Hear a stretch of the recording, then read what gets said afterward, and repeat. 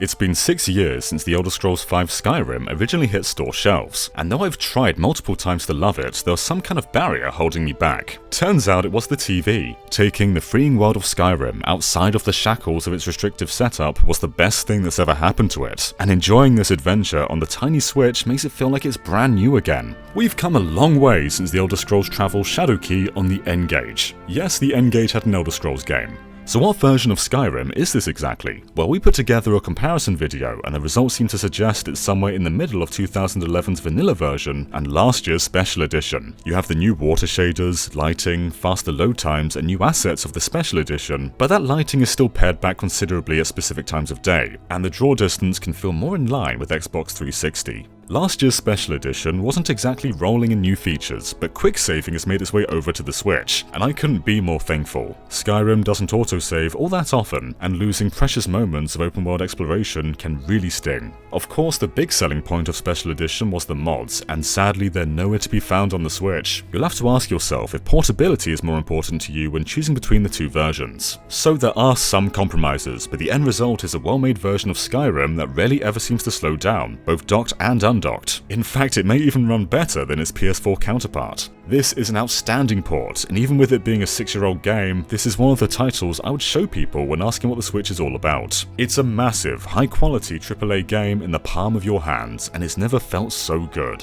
The Elder Scrolls is the closest video games have come to creating a living, breathing world of Dungeons and Dragons. For instance, if you enhance your character's speech skills, sometimes you can avoid combat altogether. Or you can focus on being a dark mage who crumbles the world with their powerful magic. Everyone starts off as a blank slate, and it's up to you to decide how your character grows and who they are as a person. That alone makes every playthrough unique, but the real draw of Skyrim is that it never really ends. I mean, there is a main quest line to gain dragon shouts, which finishes in a rather anticlimactic fashion. But it's not about beating Skyrim. Skyrim is an escape. You can be commuting back from a hard day of work, slide out your Switch, and all of a sudden be whisked away to a second life. And with the included expansions of Dragonborn, Hearthfire, and Dawnguard, it's easy to see how people spend 1,000 hours in this game. That's not to say it's perfect though. Skyrim is a jack of all trades, but a master of none. The first-person melee combat feels pretty weak with its floaty flails. You'll run into small slopes that are just a tad too high to run up. You'll get physically stuck when trying to climb up mountains. And while the world and its characters are engrossing, things can at times feel robotic with stiff animations and your run-of-the-mill Skyrim glitches. Picking apart specific segments of Skyrim highlights tons of areas for improvement, but miraculously, few of them really matter in the grand picture. When I reflect on my time with Skyrim, I think of battling sprawling dragons and convincing guards that I didn't steal a coin purse even though they looked me in the eye and saw me steal that coin purse. It's janky, yes, but the world building is unparalleled. You can even make significant political impacts that really change the social dynamics of towns. You feel important as a character in Skyrim, regardless if you're following the main quest line or just existing in this vast open world.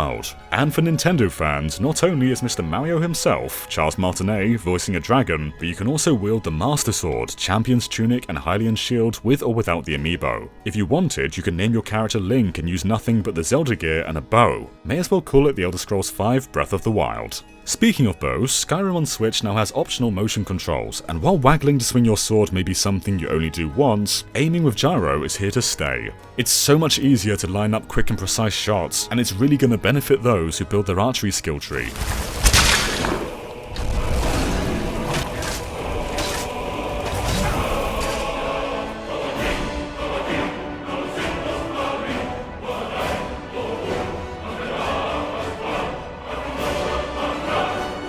I'm thankful that the Switch version of Skyrim has finally allowed me to appreciate this game for everything it does well, and for those in the same situation as me, I think it can do the very same thing for you too. That being said, if you've already put hundreds of hours into another version, should you still pick it up on Switch? Well, I think playing it in handheld mode is a real game changer, and is something both fans and newcomers will really appreciate, but keep in mind that it's pretty much the exact same game with minor tweaks here and there.